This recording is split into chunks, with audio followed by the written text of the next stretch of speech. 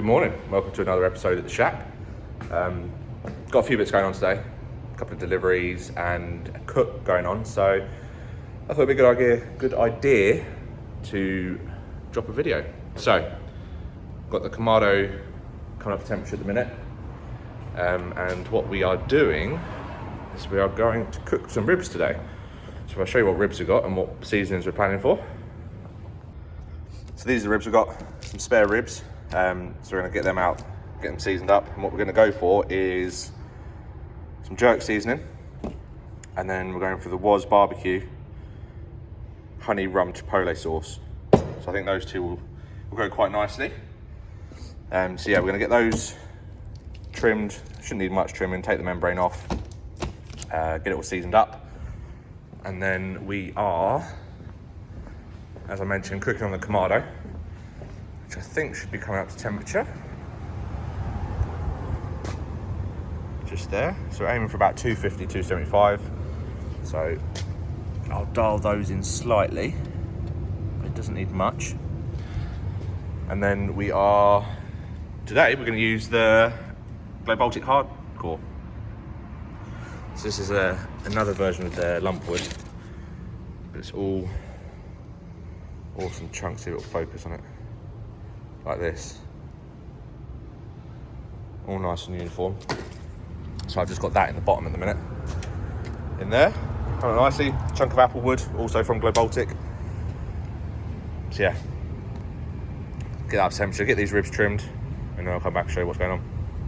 So something to remember with ribs is on the back of the ribs, they have this membrane, and it's best to take that off because it can be quite chewy if you leave it on.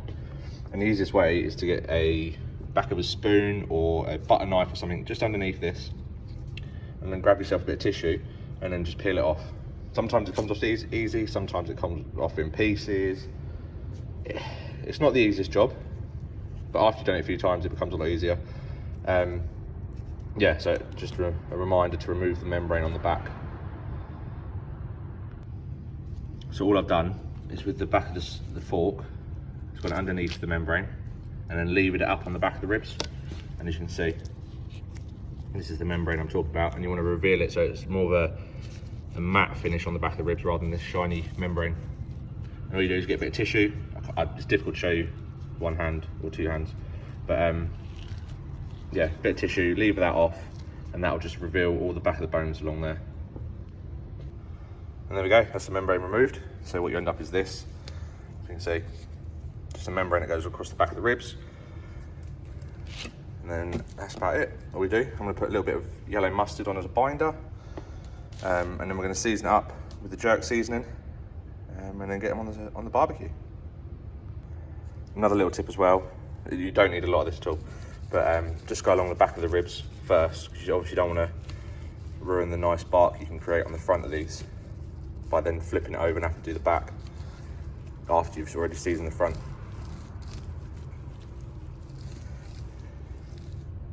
So we go, just a little season on the back. Don't rub this stuff in either. I know they're called barbecue rubs or whatever, but you don't rub it, just pat it in. If you start rubbing it, you're going to create clumps everywhere, and then it won't create a very nice bite. You'll end up with clumps of flavour and then intense flavour. It just won't work. So it's best to season it and then pat it in, and then leave it a minute and it will stick itself. So a little bit of mustard along the front, go all over that. Not a lot at all, around the edges. So it just creates this little base layer that the rub can stick to. And then you do, get your seasoning, go over the top.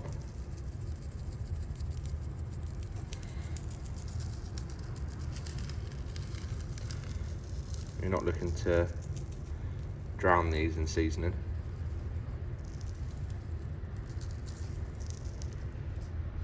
Got a nice layer there.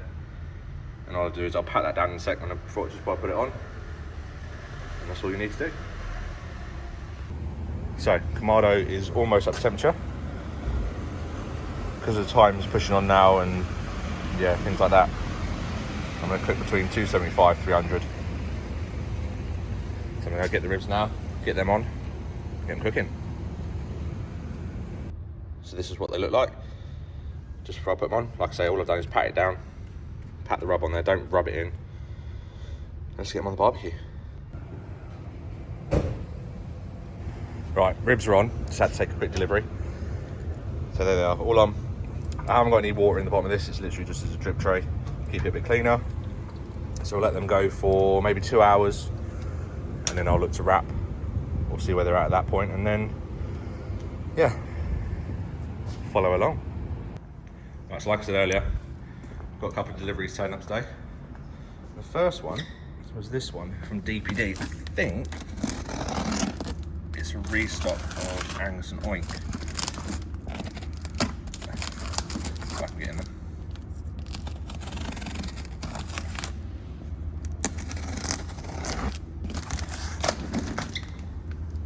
World's tiniest knife.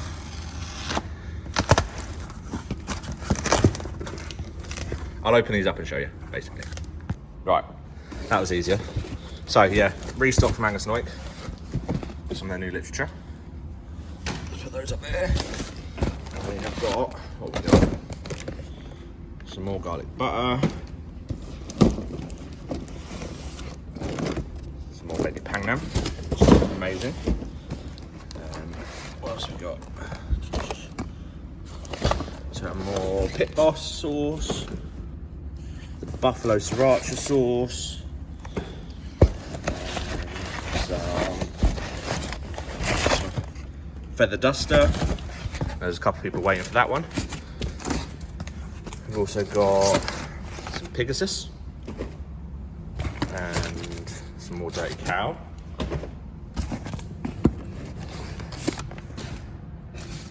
Garlic and herb.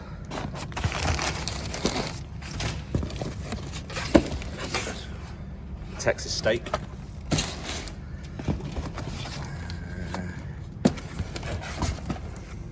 More of the Korean, which goes very nicely with the baby pangnam sauce. Got, what's this one?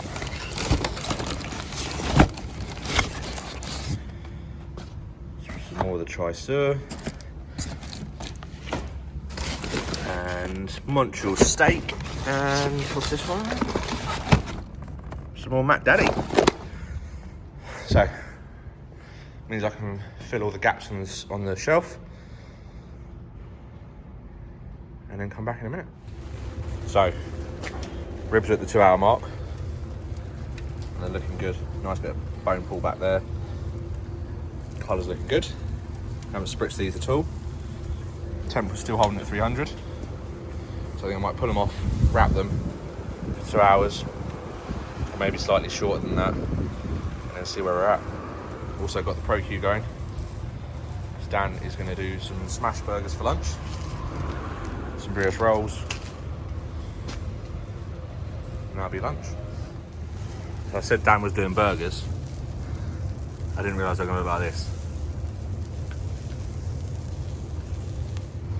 So we're at the 4 hour mark. So they've been smoked for 2 hours, wrapped for 2 hours, and I'm now going to pull it off. Just want to show you, this is where the barbecue's been sat this whole time. Cracked open slightly at the top, and very slightly at the bottom. Obviously you can't see what coal is left at the minute. But yeah, really impressive how this temp just sat there holding. So we're going to unwrap them and then start to glaze them. They're unwrapped now. Just what they look like before I glaze them.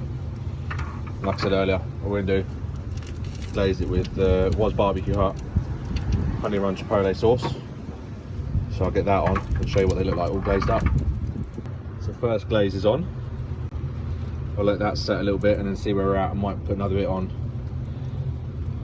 and then pull them and rest.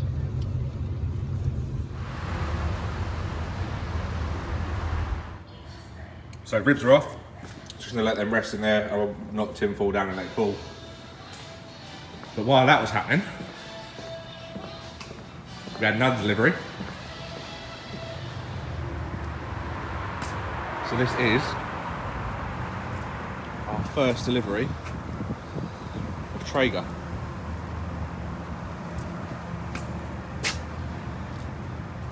So now I've got to get this all set up.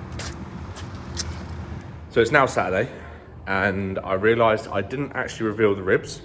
They're now gone, obviously. So you'll have to take my word for it, they were good. I will do another cook. It's just with, we had ProQ delivery turn up as well. So with the ProQ delivery and Traeger delivery, time got away from us, and yeah, the ribs were eaten quickly and cold by the time we got to them. So today's work is to unload pallets and then somehow figure out where we want to set up the Traeger stand. I'm thinking by the TV, but not sure yet. So yeah, I'm gonna get the ProQ stuff unloaded on the shelves, and then we'll have a look to see where to put Traeger.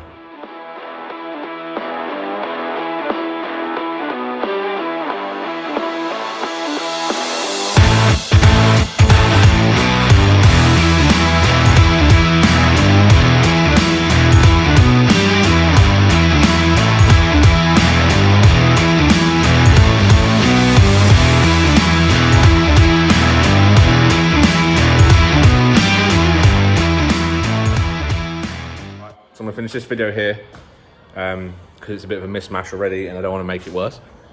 So,